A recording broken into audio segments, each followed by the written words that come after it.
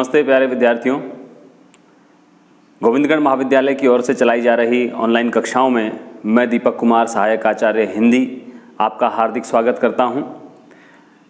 जैसा कि आप जानते हैं कि हमारी ऑनलाइन कक्षाओं में पिछले दिनों तक हम बीए द्वितीय वर्ष हिंदी साहित्य के प्रथम प्रश्न पत्र पर चर्चा कर रहे थे। आज हम बीए तृतीय वर्ष के प्रथम प्रश्न पत्र हिंदी साहित्य के संबंध में आज चर्चा करने के लिए प्रस्तुत हुए हैं। आप जानते हैं, जैसा कि हम अपने पिछले वीडियो में जो कि पाठ्यक्रम से संबंधित था उस पर हम चर्चा कर चुके थे और मैंने बहुत संक्षेप में आपको बताया था कि पूरे पाठ्यक्रम में हिंदी साहित्य के बीए तृतीय वर्ष के पाठ्यक्रम में किन किन विषय वस्तु को समाहित किया गया है, किसको शामिल किया गया है, कौन से ऐसे कवि हैं जिनकी रचनाओं को शामिल किया गया है, वो रचनाएं कौन सी हैं और गद्य खंड में कौन सी रचनाओं को शामिल किया गया है और उसको किस तरह से पढ़ना है, उस पर हमने चर्चा हमारे पाठ्यक्रम संबंधी जो वीडियो हमने बनाया था उसमें हमने उस पर बहुत अच्छे से चर्चा की थी। इस वीडियो के अंत में मैं उसका लिंक भी आपको दूंगा, आप वहां जा कर के लिंक पर क्लिक करके पाठ्यक्रम से संबंधित जो वीडियो है वह देख सकते हैं। यह बहुत ज़रूरी होता है कि जब भी हम किसी विषय को पढ़ें, उसकी तैयारी करें, तो हमारे मस्तिष्क में उस विषय से संबंधित पाठ्यक्रम जो निर्धारित किया गया है उसको हम अपने मस्तिष्क में बैठा लें और उससे संबंधित क्या तैयारी की जानी है उसकी एक सामान्य रूपरेखा, एक सामान्य योजना हमारे मस्तिष्क में होनी चाहिए। इसके लिए हमने जो वीडियो बनाया है उसका आप ज़रूर अवलोकन करें और उसको पढ़ करके, उसको देख करके आप बहुत अच्छे से समझें कि पाठ्यक्रम कैसा है। आज हम बात कर रहे हैं जो कि हिंदी साहित्य के इतिहास का बीए तृतीय वर्ष में जो प्रथम प्रश्न पत्र है वो आधुनिक काव्य से संबंधित है। आप जानते हैं कि हिंदी साहित्य को 4 वर्गों में विभाजित किया गया है, 4 कालखंडों में विभक्त किया गया है। आदिकाल, भक्तिकाल, रीतिकाल और आधुनिक काल।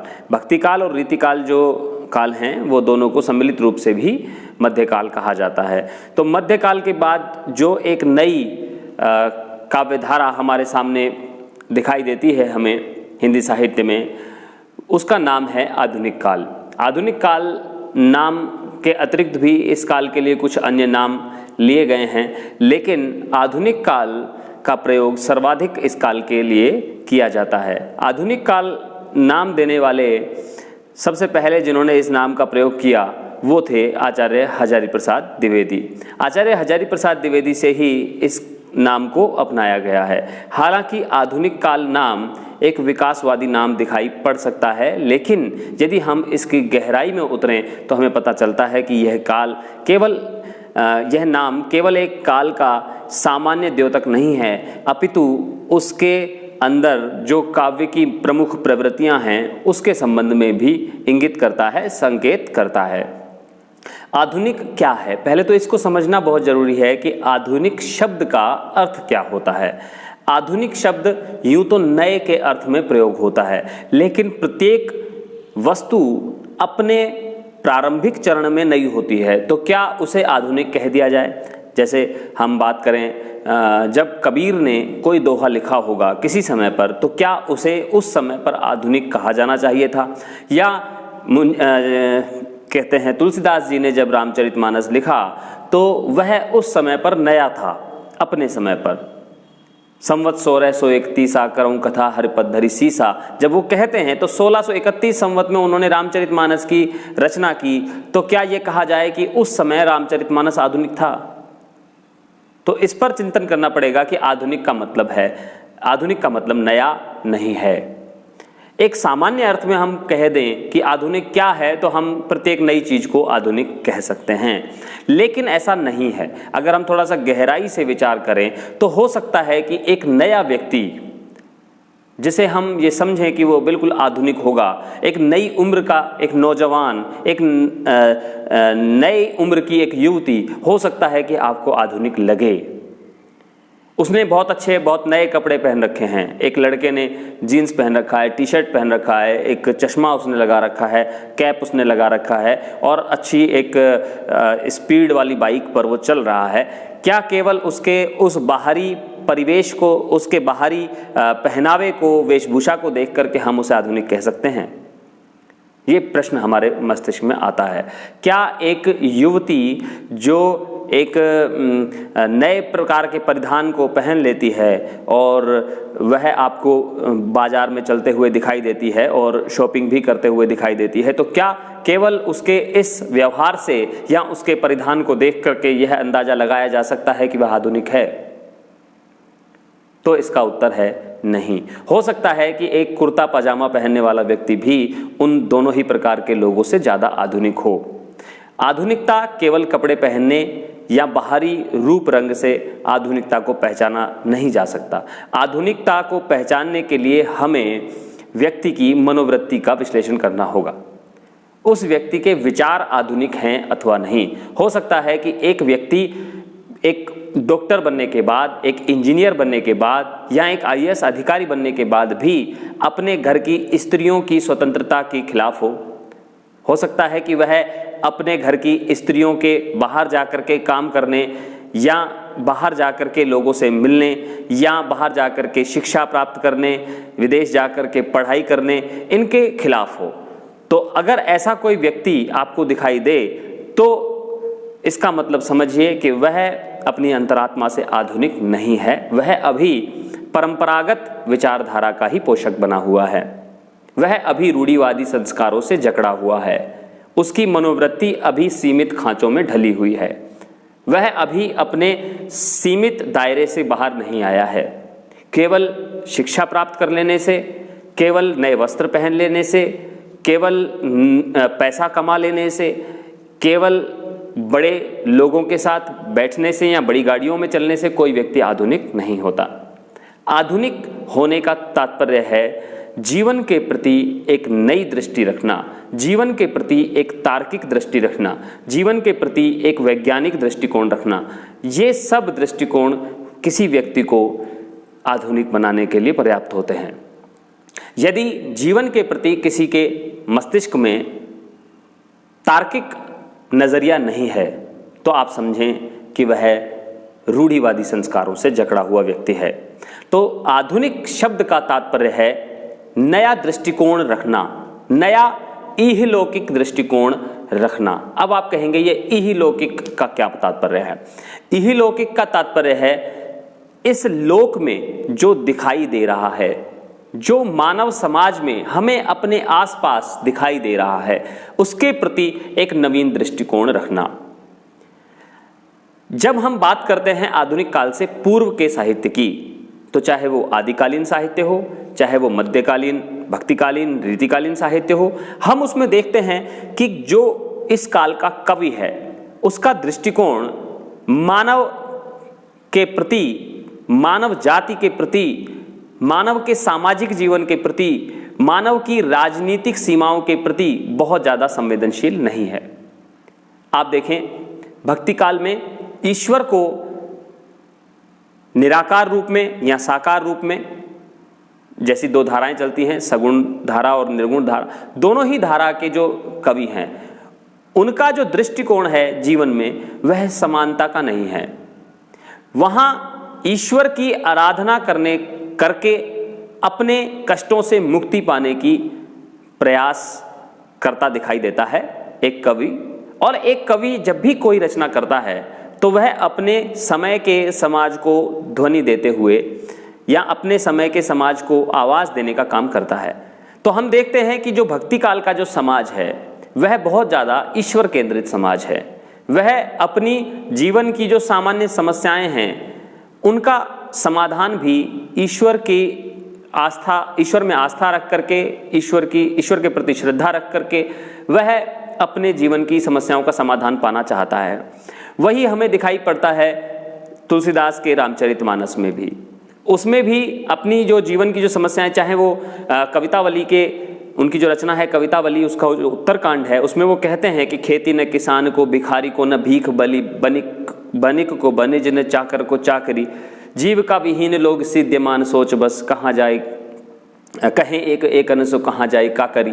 तो इस प्रकार की अपने समाज को देख करके, उस समाज की समस्याओं को देख करके उसके प्रति चिंता तो व्यक्त करते हैं, लेकिन उसका एक वैज्ञानिक समाधान उनके पास नहीं है।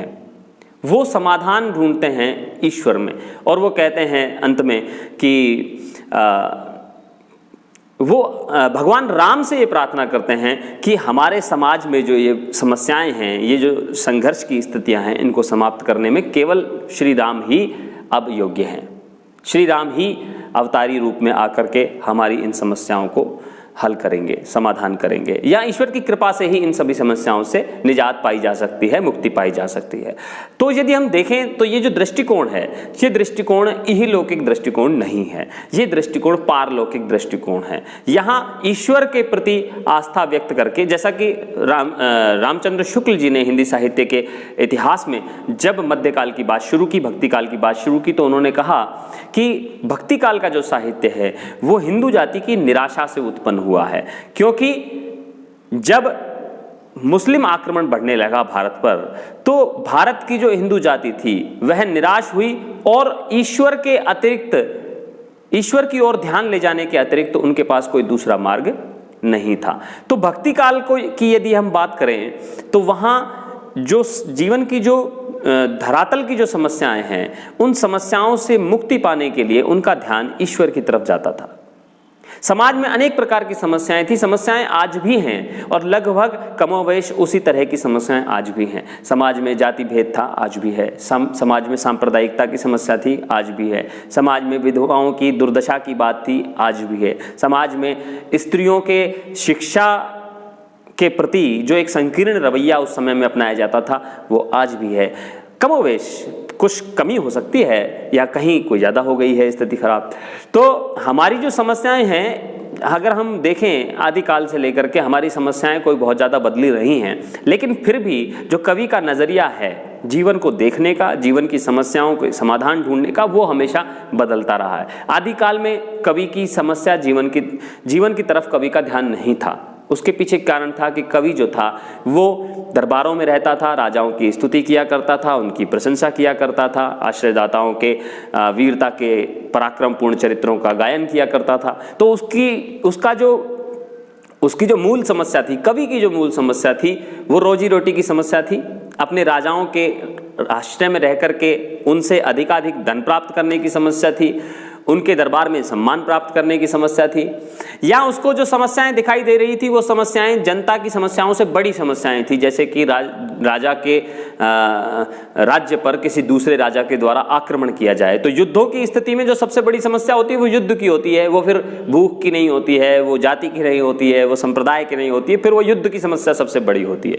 कई बार आप देखते हैं कि इसीलिए बीच बीच में युद्ध की बातें की जाती हैं। आज भी मीडिया के द्वारा आप देख लें, बीच बीच में आपको दिखाया जाता है कि अब चीन युद्ध कर देगा, अब चीन पाकिस्तान युद्ध कर देगा। तो उस समय हम छोटी छोटी जो हमारी समस्याएं वो भूल जाते हैं और फिर सब एक हो जाते हैं कि नहीं साहब, पहले तो हमें चीन से युद्ध करना है, पाकिस्तान से युद्ध करना है, और हम अपनी समस्याओं को भूल जाते हैं। तो ऐसी ऐसी बीच में चीज़ें आती रहती हैं। आप देखें कि आदिकालीन जो समय था, आचार्य हजारी प्रसाद द्विवेदी ने कहा है कि वह अत्यधिक विरोधों और व्याघातों का काल है।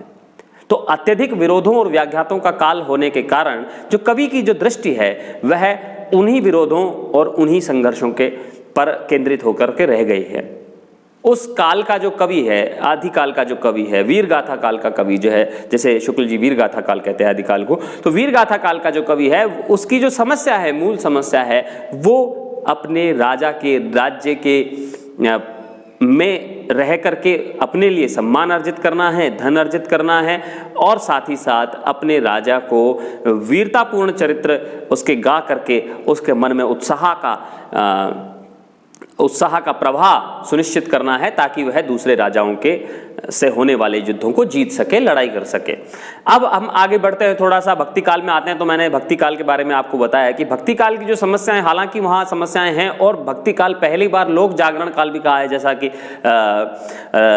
राम विलास शर्मा जी ने कहा है भक्ति काल को लोक जागरण काल, क्योंकि पहली बार सामान्य जनता उठ खड़ी हुई और उन्होंने अपने जीवन के बारे में अपने मन से कुछ कहने का साहस जुटाया।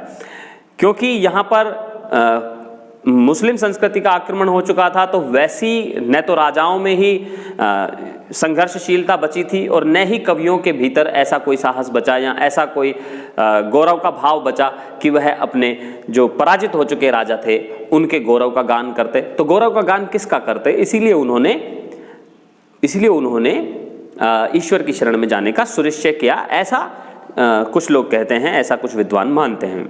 हालांकि कुछ विद्वान ऐसा भी मानते हैं कि पीछे से चली आ रही थी भक्ति की परंपरा और राजनीतिक तरह से ये जो पूरा उत्तर भारत का क्षेत्र था वो राजनीतिक रूप से एक नई समस्या से, चुनौती से जूझ रहा था और उस चुनौती से जूझते हुए लोगों के मन में एक नई जो विचार था भक्ति का, उसके प्रस्फुटित होने का ज़्यादा अवसर मिला, इसलिए यहाँ पर भक्ति काल आया, ऐसा कुछ लोग मानते हैं। लेकिन हम देखें तो जो मूल कारण है वह राजनीतिक और सांस्कृतिक आक्रमण जो हुआ भारतीय जाति पर, हिंदू जाति पर, उसके कारण भक्ति काल का प्रस्फुटन हमें होता हुआ दिखाई पड़ता है। लेकिन मूल जो समस्याओं का समाधान है उसके प्रति जो रवैया है कवि का या दृष्टिकोण है, वह दृष्टिकोण वह ईश्वर की कृपा में ही ढूंढता है।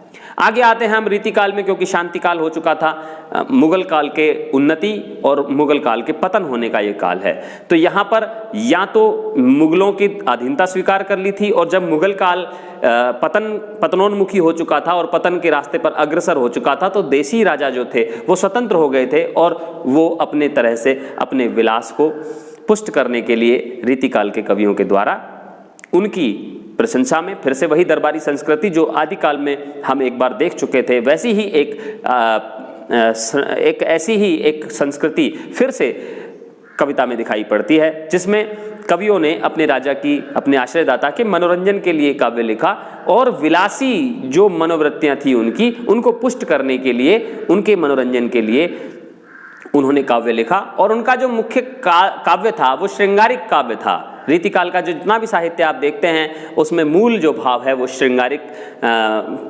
धारा से परिपुष्ट है। और हम ये देखें कि इस काल को कुछ लोगों ने श्रृंगार काल भी कहा है। आचार्य शुक्ल भी कहते हैं कि इस काल को यदि श्रृंगार काल कहा जाए तो कोई बड़ी बात नहीं है, वो इस पे सहमत दिखाई देते हैं। विश्वनाथ प्रसाद मिश्र ने इस काल को श्रृंगार काल कहा है और नगेंद्र जैसे जो बड़े विद्वान हैं, बड़े आलोचक हैं, वो भी कहते हैं कि सांचा चाहे जैसा हो ढली उसमें श्रृंगारिकता ही है। तो श्रृंगार का काव्य जो विलास से पुष्ट होता है, ऐसे काव्य की जब अधिकता दिखाई देती है हमें, तो उसके पीछे हमें उसके कारण देखने पड़ेंगे कि शांति काल था।